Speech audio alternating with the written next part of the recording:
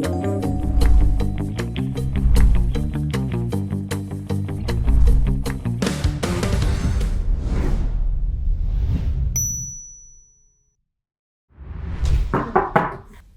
in, please. आइए. May I come in, sir? आइए please. Thank you, sir. Good afternoon, sir. Good afternoon.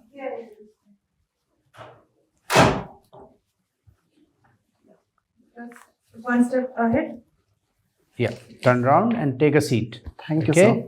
Your medium of interview is Hindi. Hindi. चलिए हिंदी में बात करते हैं. आप हैं श्री रवि राज. Yes, sir. अपना परिचय दें संक्षेप में बोर्ड के मेंबरान के सामने. सर जैसा कि आप जानते हैं मेरा नाम रवि राज है. मैंने अपनी schooling Dayal public school Nawada से 2015 में पूरी की थी. फिर मैंने अपना ग्रेजुएशन SRS स्कूल नवादा से ही 2020 में पॉलिटिकल साइंस ऑनर्स पेपर से पूरा किया था. सर मेरी हॉबीज़ है शेर सुनना, जबकि पॉजिटिव एस्पेक्ट्स हैं खुद को ऑप्टिमिस्टिक बनाए रखना, हार्ड वर्किंग और क्यूरियस होना. सर समाज के वंचित वर्ग के लोगों को समाज के मुख्य धारा में लाने में अधिक से अधिक योगदान देना मेरी महत्वाकांक्षा है. और हाल ही में मैं सर रेवेन्यू ऑफिसर के पोस्ट पे सेलेक्ट हुआ हूँ. कहाँ पे सिलेक्ट हुए? सर बिहार PCS के थ्रू मैंने 69th BPSC में बतौर रेवेन्यू ऑफिसर सेलेक्ट हुआ. जो रेवेन्यू ऑफिसर पिछली जनवरी में हुआ था. सर 1 मंथ अभी हो रहे हैं. ओ अच्छा, अभी जो हुआ है 69 नवंबर 2024. नवंबर वाला. ठीक Yes. ठीक ठीक ठीक. रेवेन्यू मैं ऑफिसर जनवरी मैं 67 Yes, sir. 68 दोनों में गया हूँ.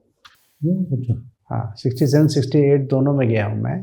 तो 69 से आप आए Yes, sir. नवंबर में. ठीक है. Yes, sir. बहुत बढ़िया. Thank you sir. चलिए सर आप शुरू करें. आपने भी ऑनर्स किया है, लिखा हुआ है कि political science, yes sir. History, yes sir. Geography. Yes sir. तो हिस्ट्री में सबसे ज़्यादा आपको क्या पसंद है? किस फील्ड में आपसे सवाल पूछा जाए? सर वैसे तो पूरी हिस्ट्री मुझे पसंद है, बट उसमें एक पिन पॉइंटेड एरिया अगर देखें तो एंसेंट पीरियड में गुप्ताज का पीरियड जो था वो मुझे बहुत पसंद है, और मिडिवल पीरियड में मुगल्स का जो पीरियड था वो भी बहुत पसंद है. तो लेट्स टॉक अबाउट मुगल्स की बात करते हैं. Okay sir. मेजर जो उस वक्त के शासक रहे हैं मुगल काल में, जब उनके नाम बताएं. सर मुगल शासकों को अगर देखें तो सबसे पहले Babur, then after Humayun, then Akbar, then Jahangir, then Shahjahan और फिर औरंगजेब. ये ग्रेट मुगल्स के रूप में जाने जाते हैं.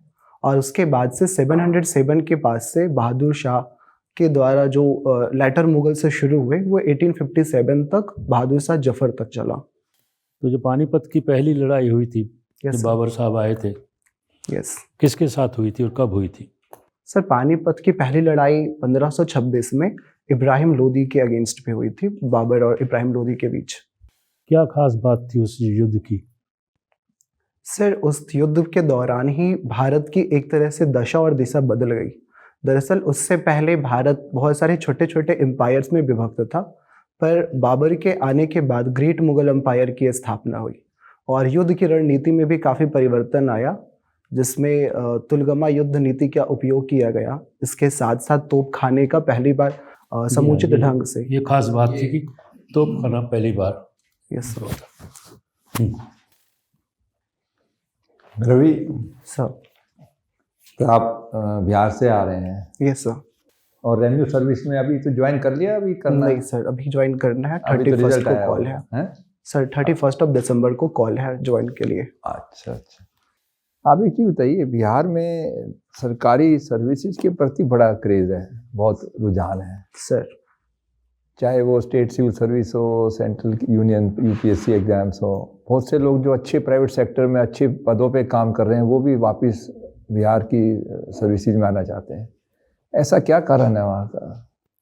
सर सबसे पहले तो जो गवर्नमेंट जॉब्स हैं वो कहीं ना कहीं जॉब सिक्योरिटी प्रोवाइड करती है, बट उससे भी ज़्यादा इम्पॉर्टेंट अगर मैं बिहार के परिप्रेक्ष्य में बात करना चाहूँ तो सर वहाँ पे प्राइवेट सेक्टर्स में ऑप्शन का बहुत अभाव है. इंडस्ट्रीज़ का डेवलपमेंट एज सच अभी हुआ नहीं है, और फिर जो वहाँ पे एजुकेशन का स्तर है या जो कैपिटल क्रिएशन है वो बहुत सीमित है. इस कारण से प्राइवेट सेक्टर अभी बहुत ही सीमित मात्रा में. वो तो आपकी बात ठीक है, सॉरी टू इंटरप्ट. जो बाहर भी प्राइवेट सेक्टर में अच्छी IIT से IIM से करके जॉब्स कर रहे हैं, अच्छे पैकेज पे काम कर रहे हैं. Yes, एक दफ़ा मुझे जाने का मौका मिला था बिहार पब्लिक सर्विस इंटरव्यू में आ रहे जो आपके होता है सिविल उसका एग्ज़ाम्स का, तो मैंने देखा बहुत से लोग IIT और IIM से करके और अच्छे पैकेज पे फिर भी वो वहाँ आके स्टेट सिविल सर्विसेज के लिए आफ्टर 5 ईयर्स 5 साल का एक्सपीरियंस होने के बावजूद भी आना चाहते हैं।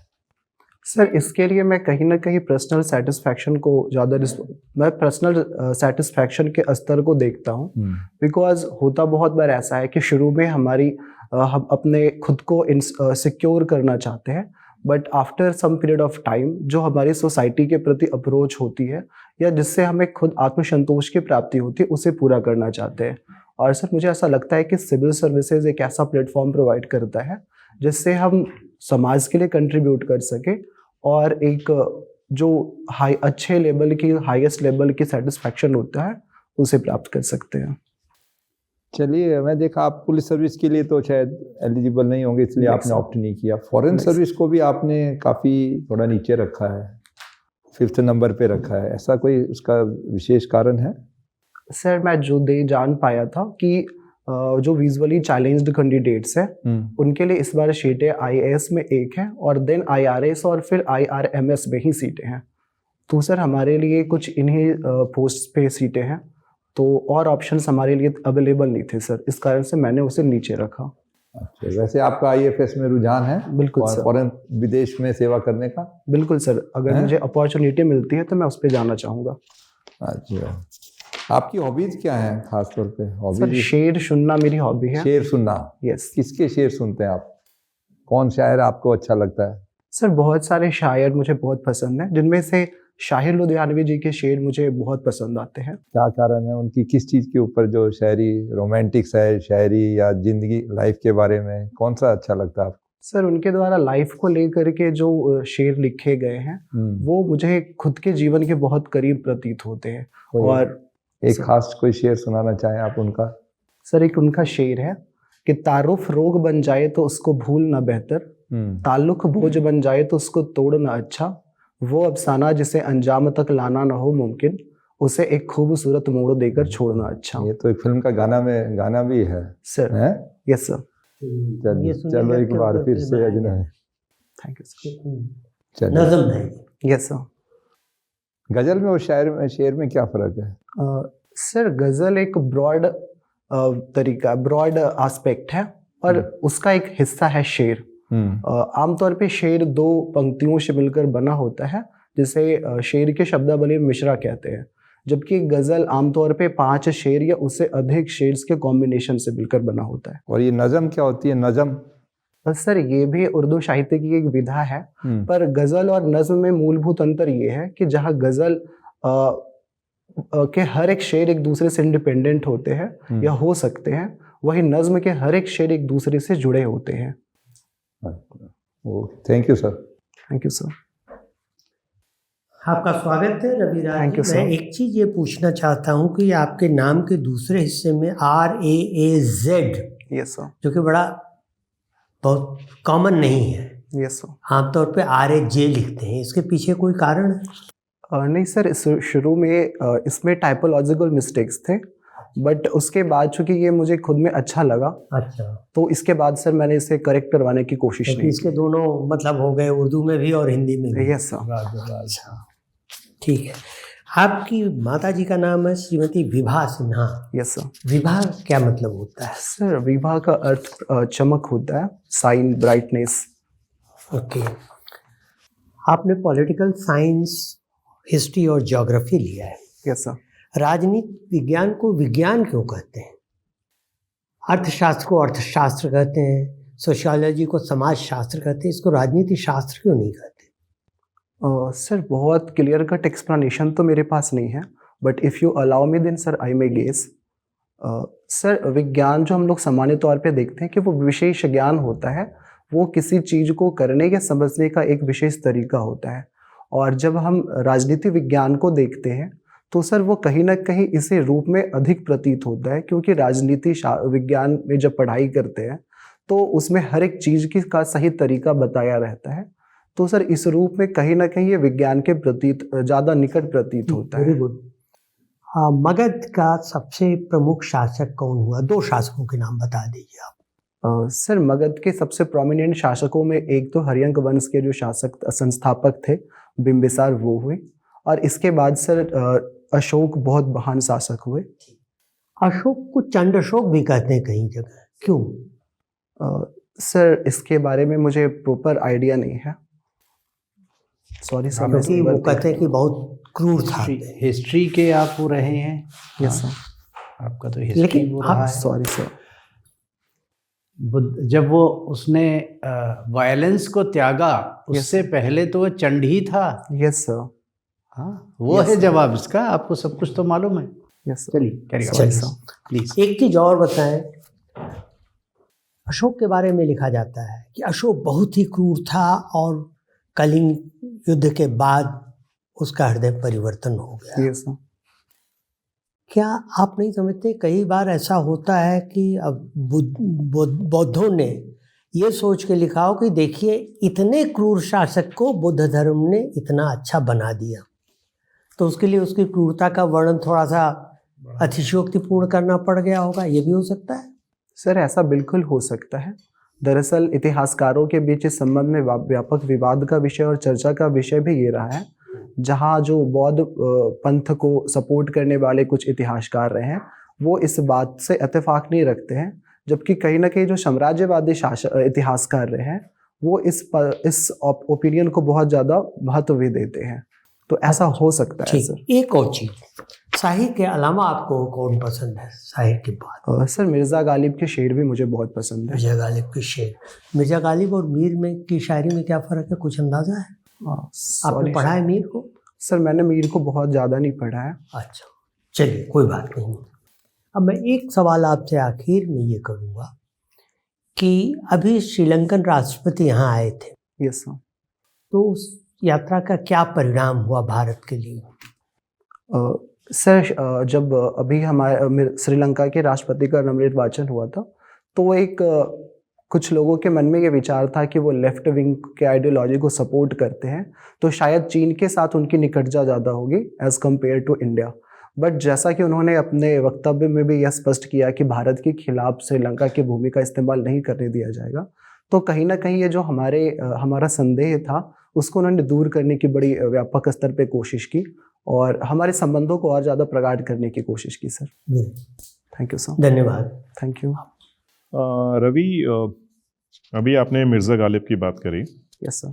मिर्ज़ा गालिब को आप क्या मानते हैं? कि क्या वो एक तरफा शायरी लिखते थे या फिर वो एक सेक्युलर शायर थे?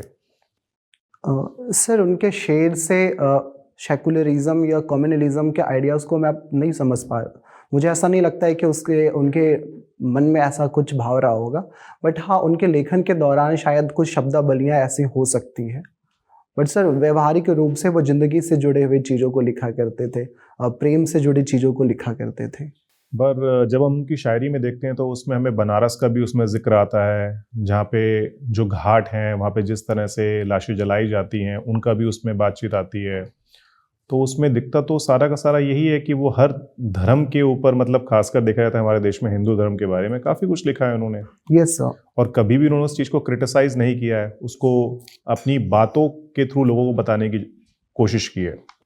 ये सर मैं यही कहना चाह रहा था कि उनका जो भाव था वो बिल्कुल स्पष्ट था, एक साहित्यकार के रूप में था। उन्होंने, मुझे ऐसा नहीं प्रतीत होता है कि वो किसी धर्म विशेष के पक्ष में या सारे धर्मों से परे होकर लिख रहे थे, क्योंकि उनके राइटिंग्स में हर धर्म की चर्चा मिलती है। मिर्ज़ा गालिब के लिए ये भी कहते हैं कि वो बहुत ही दूरदर्शी शायर थे, कि उनकी कुछ बातें जो उन्होंने काफ़ी साल पहले लिखी थी वो आज भी एप्लीकेबल होती हैं। ऐसा मानते हैं आप या नहीं? सर उनके शेर से ऐसा पता तो चलता है, क्योंकि आज जिस स्पेसिफिक आप बताएंगे जिसमें ये पता लगे कि जो उन्होंने लिखा तो वो आज भी एप्लीकेबल होता है? कुछ याद आ रहा है आपको? सर अभी सॉरी सर, अभी मैं एग्जैक्टली रिकॉल नहीं कर पा रहा हूँ। चलिए बिहार के बारे में बात करते हैं। देखिए बिहार एक वो स्टेट है जो शुरू से ही बहुत ही रिसोर्स रिच स्टेट रही है। Yes sir. बट फिर भी आप देखेंगे कि बिहार की जो पर कैपिटा इनकम है वो इंडिया में लोवेस्ट आती है अभी। Yes sir. ठीक है। और जिस तरह से आबादी बढ़ रही है और वो पर कैपिटा इनकम हमें देखने में मिल रहा है कि वो बहुत बढ़ नहीं रही, और जबकि हम कुछ कृषि के क्षेत्र में देखेंगे तो कुछ एरिया में बिहार नंबर 1 है। फॉर एग्जाम्पल अगर आप मखाना उद्योग की बात करेंगे तो ऐसा क्या है कि वहां पे पर कैपिटा इनकम और जो जीवन स्तर है वो लोगों का नहीं सुधर पा रहा है? सर इसके लिए बहुत सारे कारण एक साथ जिम्मेदार अगर हैं। 2 मुख्य कारण आप बताने हो तो आपको। सर एक तो पॉलिटिकल इंस्टेबिलिटी लंबे समय तक बिहार में रही। दरअसल पिछले 75 सालों में 22 नए मुख्यमंत्री बने हैं और 40 से अधिक सरकारें बदल चुकी हैं। तो इस कारण से सर पॉलिसी मेकिंग में कंटिन्यूटी का अभाव रहा। और बट अभी तो आप देखेंगे पिछले 15 साल से जो अब तो स्टेबिलिटी है, उससे पहले Yes, जब और देखेंगे तो स्टेबिलिटी तो काफी दिख ही रही है पिछले 25 सालों से। तो सर तो इसका एक सकारात्मक परिणाम भी देखने को मिल रहा है कि विगत कई वर्षों से बिहार देश के सबसे तेजी से आर्थिक वृद्धि करने वाले राज्यों में शुमार रहा है। इनफैक्ट 2022-23 में बिहार का जो इकोनॉमिक ग्रोथ था वो 10.64% था, जो इंडिया में सबसे ज़्यादा था किसी भी राज्य के स्तर पर। अच्छा, आपके हिसाब से क्या बेहतर है, किसी राज्य की आर्थिक वृद्धि, इकोनॉमिक ग्रोथ, या फिर वहाँ के लोगों का जो एक ह्यूमन डेवलपमेंट की बात होती है वो, क्या आप बेहतर मानते हैं?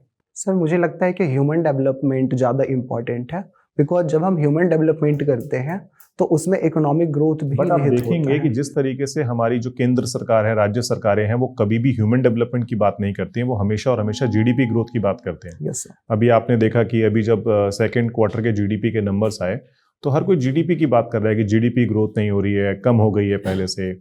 बट आप देखेंगे हमारे पॉलिसी एजेंडा में तो नॉर्मली ह्यूमन डेवलपमेंट की हम बात ही नहीं करते हैं उस चीज़ की। तो सर मेरा भी मानना है कि इस चीज़ पे हमें ध्यान देने की ज़रूरत है। और हाउएवर पिछले कुछ वर्षों में या फिर लंबे समय से यह देखा जा रहा है कि सरकारें हेल्थ इंफ्रास्ट्रक्चर और एजुकेशन से रिलेटेड इंफ्रास्ट्रक्चर पे भी काफ़ी काम कर रही है। चलिए, आपकी इसी बात पे अगर मैं आपको एक डेटा प्रोवाइड करूं कि भारत सरकार का एजुकेशन पे और हेल्थ केयर पे अगर एक्सपेंडिचर देखा जाए यस सर। तो वो एब्सोल्यूट नंबर में डेफिनेटली बढ़ा है। यस परंतु वहीं पे अगर उनके आप टोटल एक्सपेंडिचर के परसेंटेज में देखेंगे तो इन दोनों में ही उनका जो खर्चा है वो कम हुआ है पिछले 7 साल के अंदर। Yes sir. तो हम ये तो कह ही नहीं सकते कि भारत सरकार के खर्चे बढ़ रहे हैं, जबकि खर्चे हमारे किन्हीं और चीज़ों पे ज़्यादा बढ़ रहे हैं। सर ये बात तो बिल्कुल सही है, बट ओवरऑल जो परफॉर्म किया जा रहा है, जिस तरह से सरकार के द्वारा नई नई योजनाएं शुरू की जा रही है और जिस तरह से हेल्थ के सेक्टर में सरकार के द्वारा आयुष्मान भारत योजना शुरू किया गया है, या शिक्षा के क्षेत्र में नई शिक्षा नीति 2020 को अपनाया गया है, तो सर समग्र रूप से सरकार का प्रयास है। ठीक बट है, चलिए ठीक है सर। चलिए मैं आपसे 2-3 चीज़ें, क्योंकि आपका शौक है शेर व शायरी का। Yes sir. गालिब ने मीर के एक शेर के बारे में ये कहा था कि आपका ये शेर अगर मुझे मिल जाए तो मैं अपना पूरा दीवान आपको दे दूं। कुछ मालूम है? सॉरी सर, मैं रिकॉल नहीं कर पा रहा हूँ। तुम मेरे साथ होते हो गोया, पूरा कीजिए शेर। Sorry sir. जब कोई दूसरा नहीं होता। Alright, it's a very Sufi thought. ये बताएं कि गालिब की जो टाइमलेसनेस है, यस सर, इसमें आप थोड़े से निरुत्तर हो गए। क्यों हो गए? उनका कोई भी शेर सुना दीजिए, सब टाइमलेस ही हैं। Yes sir. नहीं सुनाइए, चलिए कोशिश कीजिए। सर एक शेर उनका बहुत फेमस है, फरमाइए। कि हर बात पे कहते हो तुम कि तू क्या है, तो ही बताओ ये अंदाज़े गुफ्तगू क्या है। तुम ही कहो कि ये अंदाज़े गुफ्तगू क्या है। टाइमलेस है। रगों में दौड़ते फिरने के हम नहीं कायल, बहुत बढ़िया। जब आँखी से ना टपका तो लहू क्या है। बहुत बढ़िया। Thank you. टाइमलेस है, यस है ना? यस। तो आपको सारा कुछ आता है। Sorry sir. आपका नहीं सॉरी की बात नहीं, आपका पूरा इंटरव्यू इतना सहज तरीके से जा रहा है कि हम सबको बहुत खुशी है। Thank you sir. तो मैं यही जानना चाह रहा था कि इस पे अटक क्यों गए। ठीक है, तो आपका फेवरेट है अभी फेवरेट चीज़ है। इलाका। चलो अच्छा, एक ये बताइए कि आपने बिहार में बुद्धिस्ट सर्किट के बारे में सुना होगा। Yes sir. क्या बता सकते हैं और उसको बेहतर कैसे किया जा सकता है? सर दरअसल बिहार सरकार के द्वारा टूरिज्म को बढ़ावा देने के लिए 8 सर्किट से शुरू किए गए हैं, जिनमें से एक है बुद्धिस्ट सर्किट। इसके अंतर्गत महात्मा बुद्ध या बौद्ध पंथ से जुड़ी हुई जो अहम स्थानें हैं, जैसे बोध गया, राजगीर, वैशाली, इन सबको डेवलप करने की कोशिश की जा रही है। तो सर इसमें सरकार के द्वारा इंफ्रा विकास तो किया ही जा रहा है, साथ ही एड एंड एडवर्टीजमेंट पर भी बल दिया जा रहा है। तो कहाँ से और फंडिंग आई है? सर इसके लिए स्टेट गवर्नमेंट के साथ साथ सेंट्रल गवर्नमेंट और इवन जापान जैसे जो देश हैं हाँ, वहाँ की ठीक, एजेंसियां भी। ठीक ठीक ठीक। आखिरी सवाल, बिहार में जो खाने पीने की चीज़ें हैं, यस सर, यस सर, उनमें कई पे जीआई टैग है। Yes sir.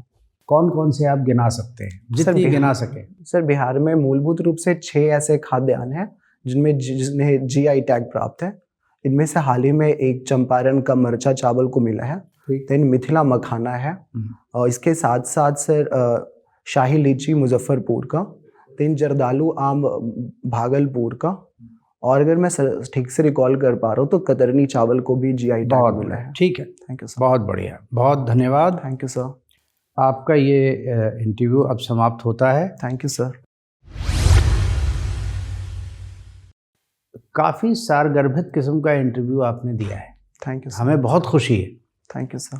सिर्फ कुछ एक चीज़ें आप थोड़ा सा कर लीजिए।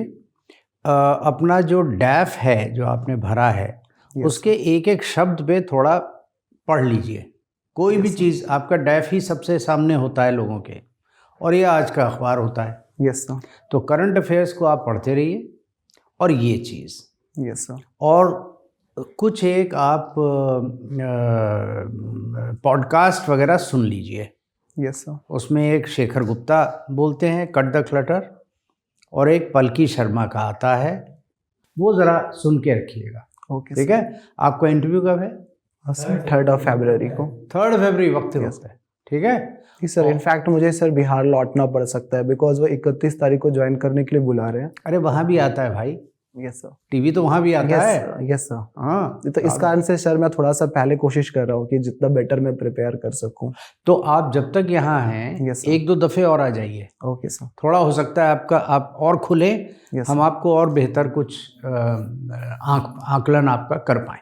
सर अभी जो मेरा लेवल वो कितने मार्क्स के आसपास तक का है? आप काफ़ी बढ़िया कर रहे हैं, बस इतना ही जीन्स रखिए। में मत जाइएगा। नहीं सर, वो सर कपड़े क्योंकि मुझे लगे गंदा हो जाएगा। Perfectly alright. उस दिन जो जाएंगे वो तो Yes, हर sir. कोई जानता है कैसे पहन के जाना है, क्या Yes, sir. है, लेकिन आप बहुत सहज हैं, और मैं चाहता हूँ आप सहज रहें। Thank you sir. उसको इंटरफियर अपने आप को, वो क्या बोलते हैं, कलफ लगा के कड़क मत कीजिए। Okay sir. बिल्कुल सहज रहिए, बहुत आराम से बात कर रहे हैं। और मैं आपके चेहरे पे आपकी तारीफ़ ये और करना चाहता हूँ, आपका जवाब जो भी आप दे रहे हैं सही आवाज़ में, मॉड्यूलेशन वगैरह के साथ तो है ही, यस सर। आप अननेसेसरली लंबा नहीं फेंक रहे हैं। Thank you sir. जितना आपका होना चाहिए 10-20 सेकेंड, उसमें आप जो कायदे की बात है उतनी करके क्रक्स बता के आप उसे क्लोज कर रहे हैं। किसी को चाहिए और जवाब तो वही अपना पूछेगा दोबारा, और एक और सवाल पूछेगा, which is the best part. अब इधर उधर का अननेसेसरी बातें करके वक्त नहीं बर्बाद कर रहे हैं। Thank you sir. बहुत अच्छी चीज़ है, इसी तरह रखिए, क्रमवार अच्छा चल रहा है। ठीक है, मुझे you, अभी sir. और कुछ नहीं कहना है, सिर्फ जब तक हैं आप 2-3 दफ़े आप और आ जाइए, ज़रा बेहतर उसको आप और ज़्यादा खुलेंगे। देखिए, बिहार पब्लिक सर्विस कमीशन का जो इंटरव्यू का मापदंड है कहेंगे, और यहाँ फ़र्क है। वहाँ पे उस किस्म के सवाल नहीं पूछे जाते जहाँ यहाँ पूछे जाएंगे। Yes sir. ठीक है, मैं चाहता हूँ उसमें थोड़ी सी आप प्रैक्टिस करें, क्योंकि मैं बीपीएससी 66, 67, 68 ऐसी कोई 2-3 में गया हूँ। 69th में सर मुझे 96 मार्क्स मिले, which is the best marks of this year. बहुत बढ़िया, एक्सेलेंट। Thank you sir. तो आप देखिए, वो आप नवंबर की बात है, मैं कह रहा हूँ कि मैंने उनमें उसके मापदंड से आंकूं तो आपको काफ़ी ज़्यादा अच्छे मार्क्स हैं। ठीक है सर, बैठने का जो पोस्चर है, बिल्कुल सही, हाथ का कोई हाथ अगर देखो जमा के मत बैठो। Okay sir. बिल्कुल आराम से, बहुत सहज तरीके से बैठे हो। अगर अपनी बात को रखने के लिए आपको हाथ को थोड़ा सा हिलाना पड़े तो कृपया उस हाथ को थोड़ा सा मूव करें। Okay sir. जैसे आप घर में बैठ के बात करते हैं तो हाथों का थोड़ा सा इस्तेमाल करते हैं ना अपनी बात को एम्फसाइज करने के लिए, तो वो करें उस तरह से। ओके, समझिए ड्राइंग रूम में बैठे हैं और लोगों से आप मुखातिब हैं। Okay, thank you. ठीक है, यस सर। चलिए सर। देखिए, भगवान ने मानव जाति को हाथ इसलिए दिए हैं कि उससे अभिव्यक्ति ज़्यादा अच्छी हो जाती है। Yes sir. तो आप उसको कीजिए, ज़्यादा दूर नाटक वाले स्टाइल में नहीं, लेकिन जो सामान्य रूप से आप हिला सकते हैं हिलाइए, कोई इसमें दिक्कत नहीं। Okay sir. और आप बहुत अच्छा हुआ है, इसी को कायम रखिए। अपनी मुस्कान, अपनी चेहरे की सहजता के साथ। ठीक है, okay, thank you sir. All the best. Thank you sir. Thank you sir. Thank you, बहुत थोड़ा- अच्छा। Thank you sir. हाँ, थोड़ा ज्ञानवर्धन करते रहिए इस बीच, न्यूज़ वगैरह सुनते सुनाते रहिए और sir. पॉडकास्ट सुनते रहिए जो मैंने बताया। थैंक ठीक यू है, sir. All the thank you best. Sir. Thank you. चलिए, नमस्कार। Bye sir. Bye bye.